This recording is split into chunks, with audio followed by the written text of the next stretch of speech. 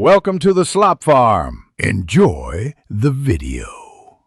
In this video, I will show you how to remove your Jeep TJ skid plate. First, gather your tools, including a socket set, a jack, and jack stands. Safety is paramount, so ensure your Jeep is securely elevated on a level surface. Before you begin, generously spray all the skid plate bolts with a good penetrating oil. Let it soak for at least 15 minutes. This will significantly ease the removal process and prevent stripped bolts. Now, let's get to the bolts. Start by removing the 4 nuts securing the transmission mount to the skid plate. Once those are off, carefully position a transmission jack or a sturdy floor jack underneath the skid plate to provide support.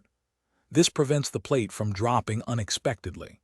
Next, loosen the 6 bolts that attach the skid plate to the frame, but leave them partially threaded for now. With the skid plate supported, you can now fully remove the 6 frame bolts. Once all bolts are out, slowly and carefully lower the skid plate using your jack. Take your time to ensure a controlled descent. After removal, take a moment to inspect the frame and the top of the skid plate for any accumulated dirt, rust, or damage. Cleaning this area now can prevent future issues and make reinstallation smoother.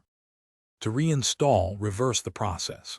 Lift the skid plate into position with the jack, align the holes, and hand tighten all bolts before fully tightening them. Always torque all bolts to the manufacturer's specified values to ensure everything is secure and safe. Remember, proper maintenance extends your Jeep's life.